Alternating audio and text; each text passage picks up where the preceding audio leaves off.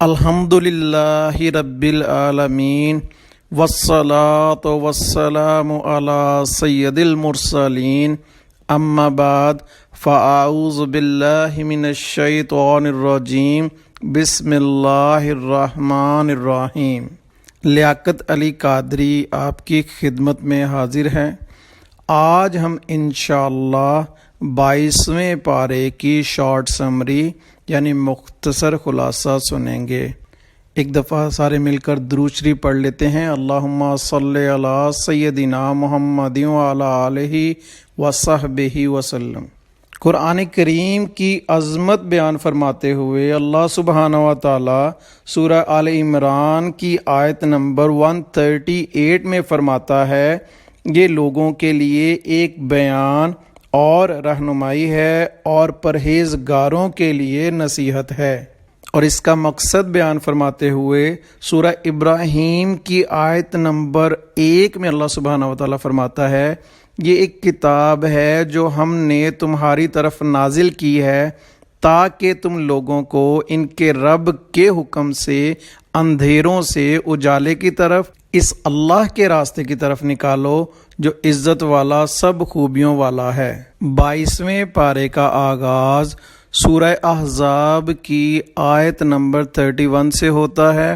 سورہ احزاب مدینہ منورہ میں نازل ہوئی۔ اس میں 9 رکوع اور 73 آیات ہیں۔ اس میں غزوہ احزاب کا ذکر ہے، اس لیے اسے سورہ احزاب کہتے ہیں۔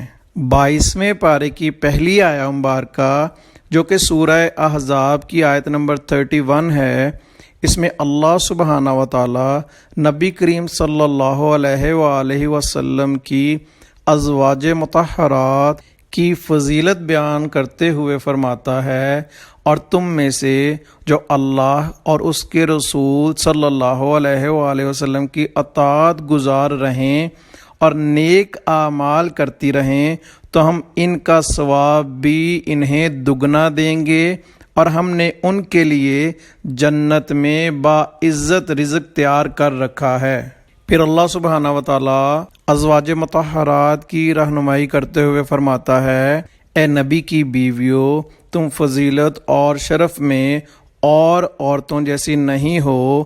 اگر تم اللہ سے ڈرتی ہو تو بات کرنے میں ایسی نرمی نہ کرو کہ دل کا مریض آدمی کچھ لالچ کرے، اور تم اچھی بات کہو اور اپنے گھروں میں ٹھہری رہو اور بے پردہ نہ رہو، اور نماز قائم رکھو اور زکوٰۃ دو اور اللہ اور اس کے رسول کا حکم مانو۔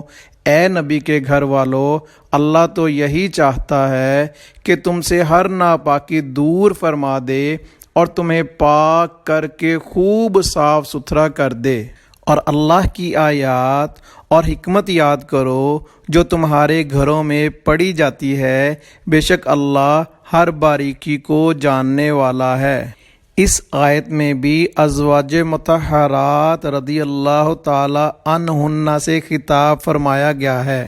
حضرت اسماء بنت امیس رضی اللہ تعالی عنہا نے حضور پر نور صلی اللہ علیہ وآلہ وسلم سے عرض کی، یا رسول اللہ صلی اللہ علیہ وآلہ وسلم، عورتیں تو بڑے نقصان میں ہیں۔ آپ صلی اللہ علیہ وآلہ وسلم نے پوچھا کیوں؟ عرض کی، ان کا ذکر قرآن میں خیر کے ساتھ ہوتا ہی نہیں جیسا کہ مردوں کا ہوتا ہے۔ اس پر آیہ مبارکہ نازل ہوئی اور عورتوں کے 10 مراتب مردوں کے ساتھ ذکر کیے گئے اور ان کی تعریف فرمائی گئی۔ اللہ سبحانہ و تعالیٰ نے فرمایا، بے شک مسلمان مرد اور مسلمان عورتیں اور ایمان والے اور ایمان والیاں اور فرما بردار اور فرما برداریں اور سچے اور سچیاں اور صبر کرنے والے اور صبر والیاں اور عاجزی کرنے والے اور عاجزی کرنے والیاں اور خیرات کرنے والے اور خیرات کرنے والیاں اور روزے والے اور روزے والیاں اور اپنی پارسائی کی حفاظت کرنے والے اور حفاظت کرنے والیاں اور اللہ کو بہت یاد کرنے والے اور یاد کرنے والیاں، ان سب کے لیے اللہ سبحانہ و تعالیٰ نے بخشش اور بڑا ثواب تیار کر رکھا ہے۔ اللہ سبحانہ و تعالیٰ نبی کریم صلی اللہ علیہ وآلہ وسلم کے صدقے ہم سب مردوں اور عورتوں کو ان بخشش اور ثواب والے اور ثواب والیوں میں شامل فرمائے۔ نبی کریم صلی اللہ علیہ وآلہ وسلم نے حضرت زید بن حارثہ رضی اللہ تعالیٰ عنہ کو اپنا منہ بولا بیٹا بنایا ہوا تھا۔ آپ صلی اللہ علیہ وآلہ وسلم نے حضرت زینب بنت جحش رضی اللہ تعالیٰ عنہ، جو آپ کی پھوپھی زاد ہمشیرہ ہیں، انہیں حضرت زید رضی اللہ تعالیٰ عنہ سے نکاح کا پیغام بھیجا، لیکن انہوں نے انکار کر دیا۔ اس پر اللہ سبحانہ و تعالیٰ نے آیہ مبارکہ نازل فرمائی، اور کسی مسلمان مرد اور عورت کے لیے یہ نہیں ہے کہ جب اللہ اور اس کا رسول کسی بات کا فیصلہ فرما دے تو انہیں اپنے معاملے کا کچھ اختیار باقی رہے، اور جو اللہ اور اس کے رسول کا حکم نہ مانے تو وہ بے شک صریح گمراہی میں بھٹک گیا۔ اس آیہ مبارکہ کے بعد حضرت زینب رضی اللہ تعالیٰ عنہ مان گئیں اور ان کا نکاح حضرت زید رضی اللہ تعالیٰ عنہ سے ہو گیا، لیکن حضرت زینب رضی اللہ تعالیٰ عنہ کی تیز زبانی اور اپنے آپ کو بڑا سمجھنے کی وجہ سے ان میں نبھا نہ ہو سکا اور طلاق ہو گئی۔ پھر اللہ سبحانہ و تعالیٰ کے حکم سے نبی کریم صلی اللہ علیہ وآلہ وسلم نے حضرت زینب رضی اللہ تعالیٰ عنہا سے نکاح فرمایا۔ اس کی حکمت ارشاد فرماتے ہوئے اللہ سبحانہ و تعالیٰ فرماتا ہے، تاکہ مسلمانوں پر ان کے منہ بولے بیٹوں کی بیویوں سے نکاح کرنے میں کچھ حرج نہ رہے۔ اس نکاح کے بعد کفار اور منافقین یہ کہنے لگے کہ آپ صلی اللہ علیہ وآلہ وسلم نے اپنے بیٹے کی بیوی سے نکاح کر لیا ہے، تو اللہ سبحانہ و تعالیٰ نے آیہ مبارکہ میں فرمایا، محمد صلی اللہ علیہ وآلہ وسلم تمہارے مردوں میں سے کسی کے باپ نہیں ہیں، لیکن اللہ سبحانہ و تعالیٰ کے رسول ہیں اور سب نبیوں کے آخر میں تشریف لانے والے ہیں، اور اللہ سب کچھ جاننے والا ہے۔ ترمذی شریف میں حضرت علی المرتضیٰ کرم اللہ تعالی وجہہ الکریم نبی کریم صلی اللہ علیہ وآلہ وسلم کے شمائل بیان کرتے ہوئے فرماتے ہیں، حضور اقدس صلی اللہ علیہ وآلہ وسلم کے دو کندھوں کے درمیان مہر نبوت تھی اور آپ خاتم النبیین ہیں۔ اللہ سبحانہ و تعالیٰ نبی کریم صلی اللہ علیہ وآلہ وسلم کی شان بیان فرماتے ہوئے فرماتا ہے، اے نبی صلی اللہ علیہ وآلہ وسلم، بے شک ہم نے تمہیں گواہ اور خوشخبری دینے والا، ڈر سنانے والا اور اللہ کی طرف اس کے حکم سے بلانے والا اور چمکا دینے والا آفتاب بنا کر بھیجا، اور فرمایا کہ ایمان والوں کو خوشخبری دے دو کہ ان کے لیے اللہ سبحانہ و تعالیٰ کا بڑا فضل ہے۔ پھر فرمایا، اگر کسی عورت کو نکاح کے بعد ازدواجی تعلق قائم کرنے سے پہلے طلاق دے دی گئی تو اس پر عدت واجب نہیں۔ اس کے بعد نکاح سے متعلق نبی کریم صلی اللہ علیہ وآلہ وسلم کی خصوصیت بیان فرمائی گئی، اور ان عورتوں کا بیان ہے جن عورتوں سے نکاح کرنا اللہ تعالیٰ نے اپنے حبیب صلی اللہ علیہ وآلہ وسلم کے لیے حلال فرمایا۔ اس کے بعد پردے کے احکامات بیان فرمائے گئے۔ سورہ احزاب کی آیت نمبر 56 میں اللہ سبحانہ و تعالیٰ نبی کریم صلی اللہ علیہ وآلہ وسلم کی نعت بیان کرتے ہوئے فرماتا ہے، بے شک اللہ اور اس کے فرشتے نبی پر درود بھیجتے ہیں، اے ایمان والو ان پر درود اور خوب سلام بھیجو، اور فرمایا بے شک جو اللہ اور اس کے رسول کو ایذا دیتے ہیں ان پر دنیا اور آخرت میں اللہ تعالیٰ نے لعنت فرما دی ہے، اور اللہ نے ان کے لیے رسوا کر دینے والا عذاب تیار کر رکھا ہے۔ اس کے بعد پردے کے احکامات بیان فرمائے اور منافقین مدینہ کے اعمال اور ان کی منافقتیں بیان فرما کر انہیں ڈرایا گیا اور مستقبل میں ان کا انجام بیان فرمایا گیا۔ اس کے بعد مسلمانوں کی رہنمائی اور نبی کریم صلی اللہ علیہ وآلہ وسلم کے ادب و احترام کے لیے فرمایا، اے ایمان والو، ان لوگوں جیسا نہ ہونا جنہوں نے موسیٰ کو ستایا تو اللہ نے موسیٰ کا اس شے سے بری ہونا دکھا دیا جو انہوں نے کہا تھا، اور موسیٰ اللہ کے ہاں بڑی وجاہت والے ہیں۔ اور فرمایا، اے ایمان والو، اللہ سے ڈرو اور سیدھی بات کہا کرو، اللہ تمہارے اعمال تمہارے لیے سوار دے گا اور تمہارے گناہ بخش دے گا، اور جو اللہ اور اس کے رسول کی فرما برداری کرے گا اس نے بڑی کامیابی پائی۔ پھر اللہ سبحانہ و تعالیٰ فرماتا ہے، بے شک ہم نے آسمانوں اور زمین اور پہاڑوں پر امانت پیش فرمائی تو انہوں نے اس کے اٹھانے سے انکار کیا اور اس سے ڈر گئے، اور انسان نے اس امانت کو اٹھا لیا، بے شک وہ زیادتی کرنے والا بڑا نادان ہے۔ حضرت عبداللہ بن عباس رضی اللہ تعالیٰ عنہ فرماتے ہیں، امانت سے مراد اطاعت و فرائض ہیں۔ حضرت عبداللہ بن مسعود رضی اللہ تعالیٰ عنہ نے فرمایا، امانت سے مراد نمازیں ادا کرنا، زکوٰۃ، رمضان کے روزے رکھنا، خانہ کعبہ کا حج کرنا، سچ بولنا، ناپ تول میں اور لوگوں کی امانتوں میں عدل کرنا ہے۔ اور بعض مفسرین نے کہا کہ امانت سے مراد وہ تمام چیزیں ہیں جن کا حکم دیا گیا اور جن کی ممانعت کی گئی۔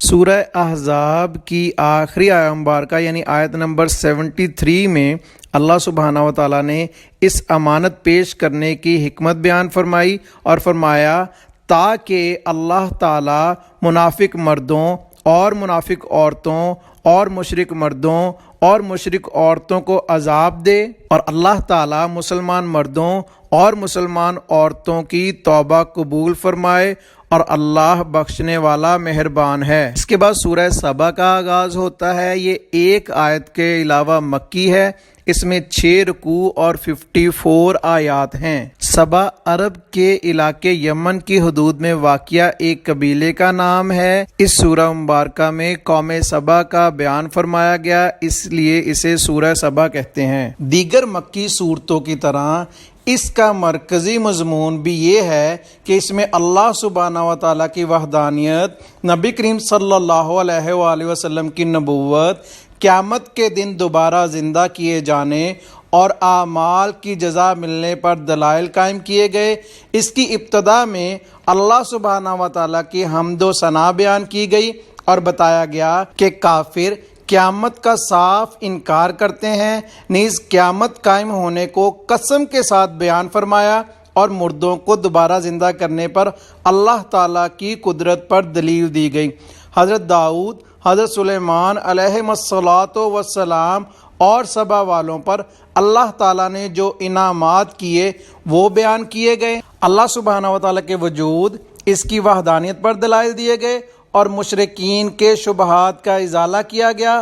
رسول اکرم صلی اللہ علیہ وآلہ وسلم کے عموم کو بیان کیا گیا، اور یہ بتایا گیا کہ ہر زمانے میں مالدار کافروں نے ہی اپنے انبیاء کرام علیہ السلام کو جھٹلایا، اور بیان کیا گیا کہ مشرکین قرآن پاک کا انکار کرتے ہیں، اور ان کے گمان میں قرآن پاک اللہ تعالیٰ کی وحی نہیں بلکہ کسی کی اپنی بنائی ہوئی کتاب ہے، اور کفار کے اس نظریے کا رد کیا گیا۔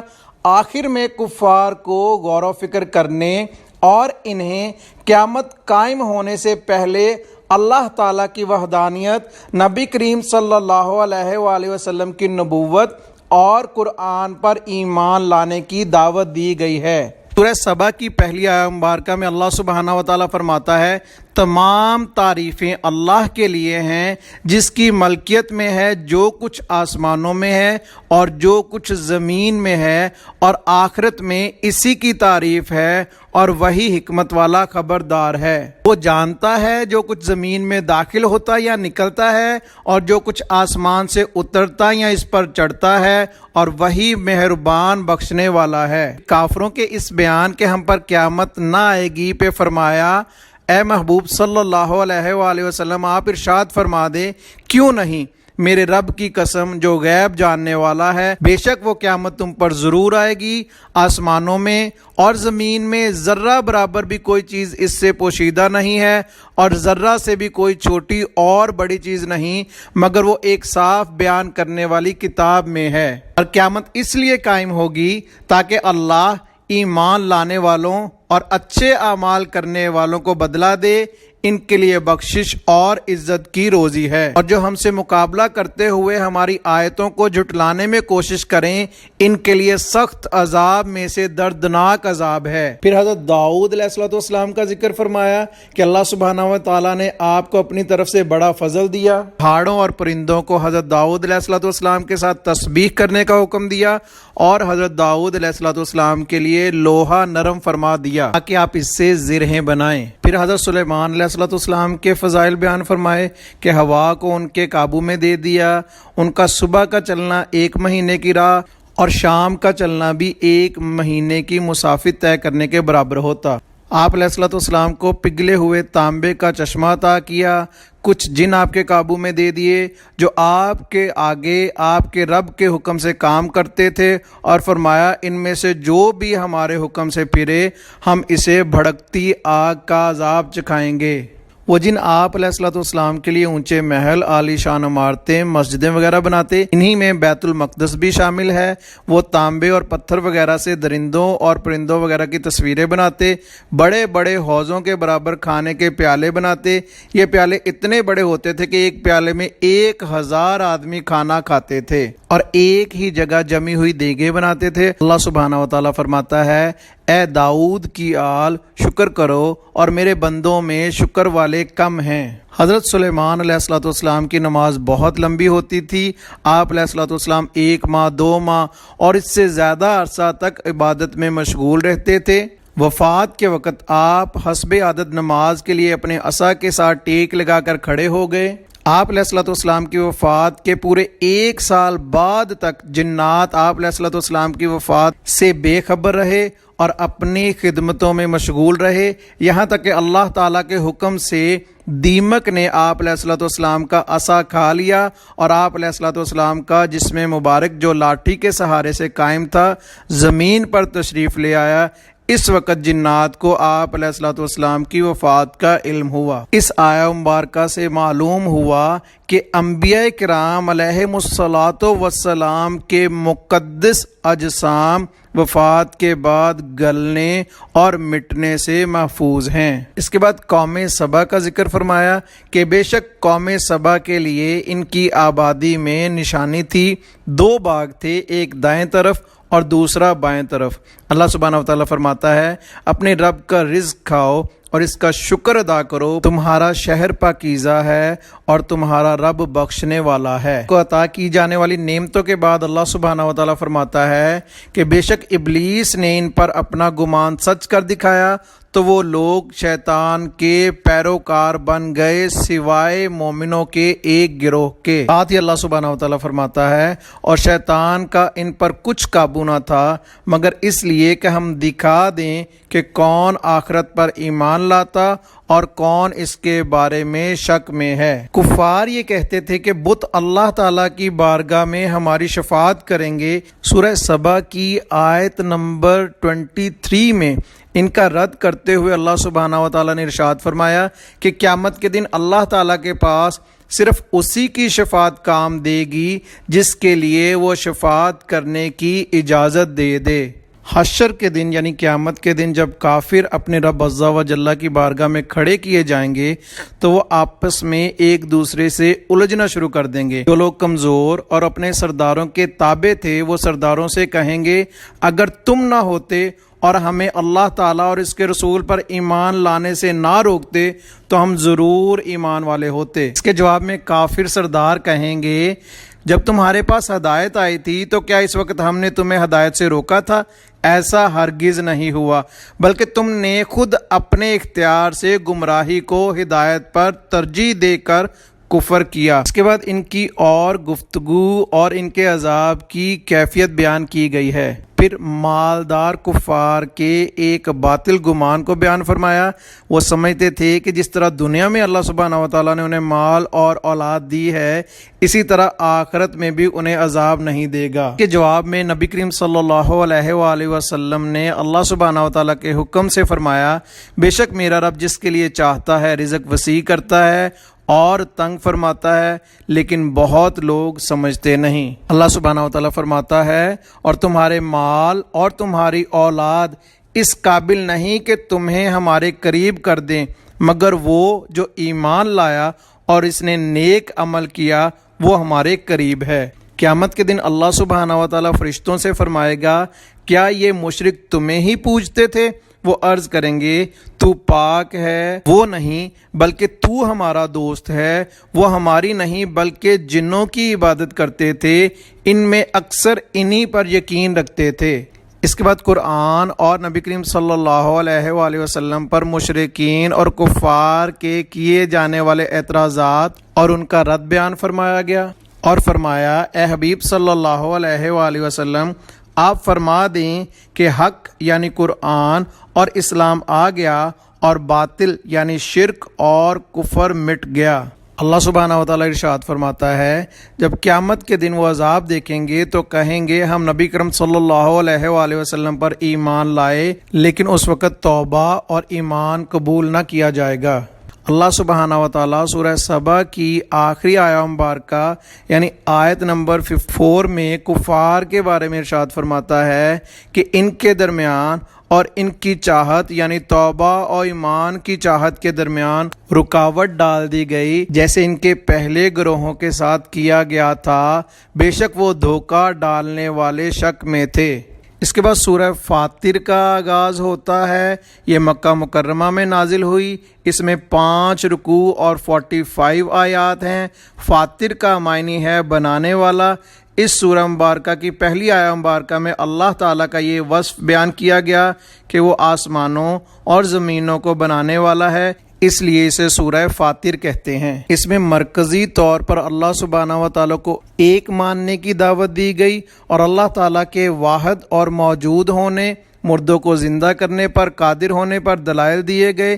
اس کے علاوہ کفار مکہ کے جھٹلانے پر حضور پر نور صلی اللہ علیہ وآلہ وسلم کو تسلی دی گئی۔ شیطان کے فریب اور دھوکہ دہی سے بچنے کا حکم دیا گیا۔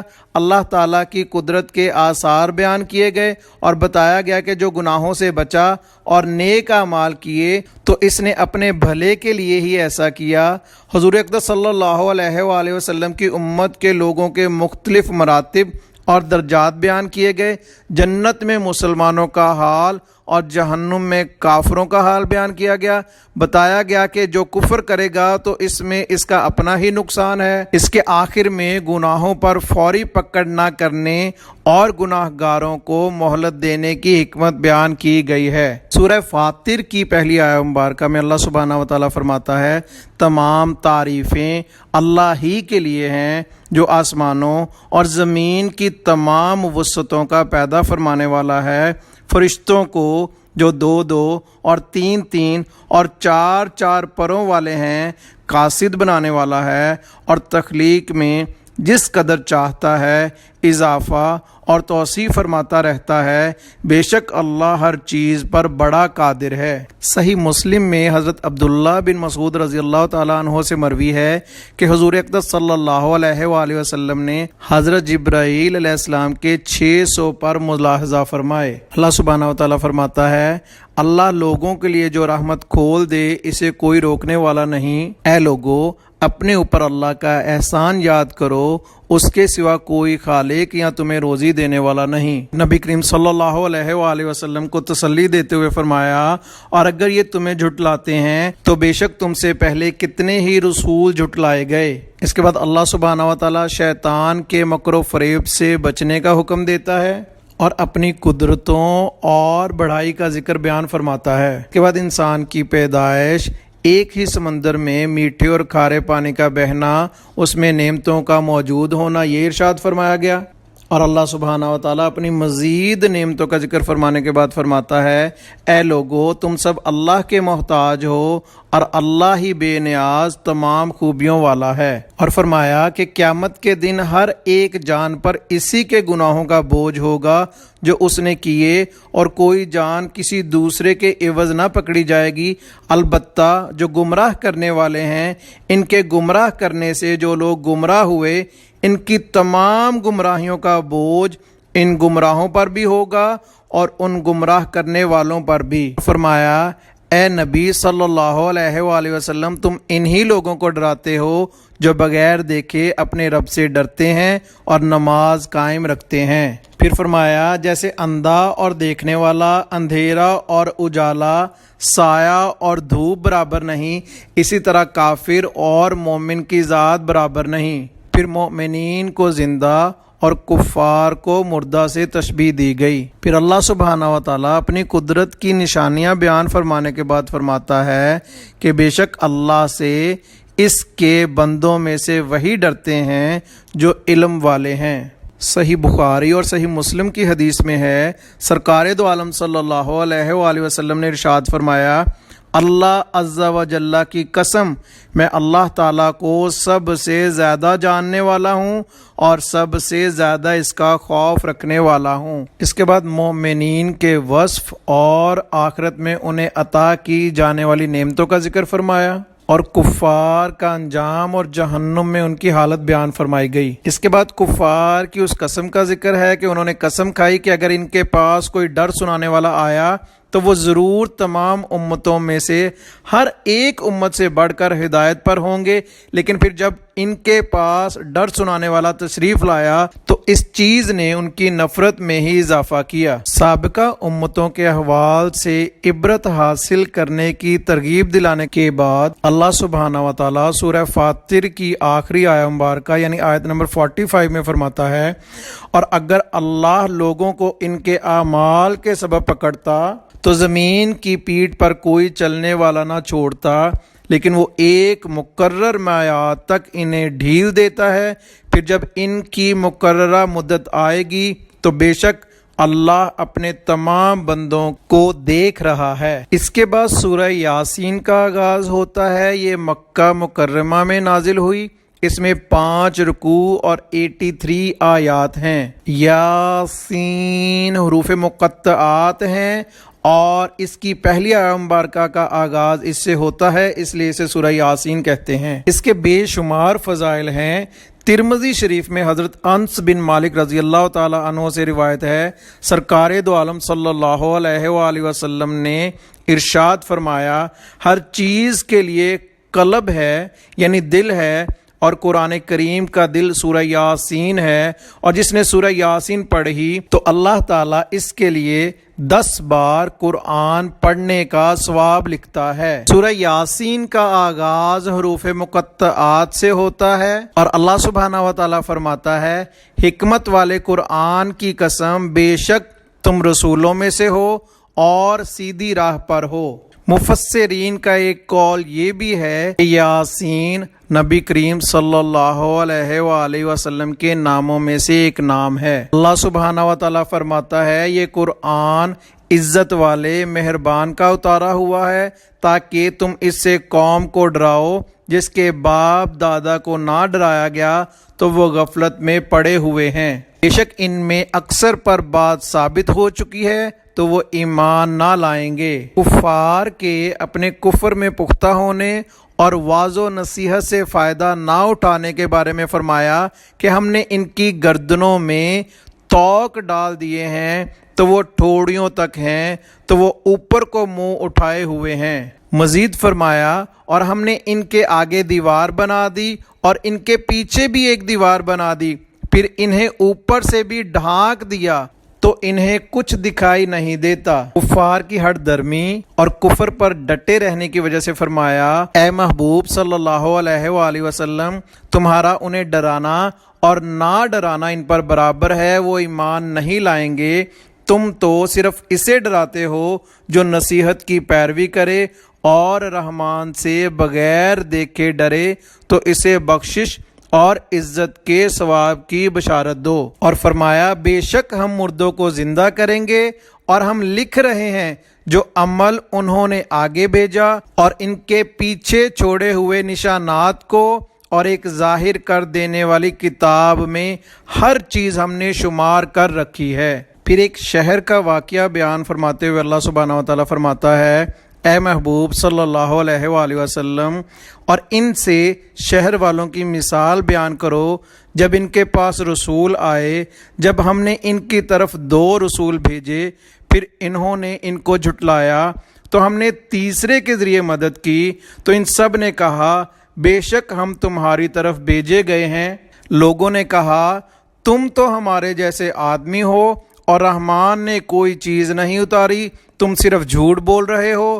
رسولوں نے کہا ہمارا رب جانتا ہے کہ بے شک ضرور ہم تمہاری طرف بھیجے گئے ہیں اور ہمارے ذمہ صرف صاف صاف تبلیغ کر دینا ہی ہے۔ لوگوں نے کہا ہم تمہیں منحوس سمجھتے ہیں، بے شک اگر تم باز نہ آئے تو ضرور ہم تمہیں سنگسار کریں گے اور ضرور تمہیں ہماری طرف سے دردناک سزا پہنچے گی۔ رسولوں نے فرمایا تمہاری نحوست تو تمہارے ساتھ ہے، کیا اگر تمہیں نصیحت کی جائے تو تم اسے بدشگونی کہتے اور انکار کرتے ہو؟ بلکہ تم حد سے بڑھنے والے لوگ ہو۔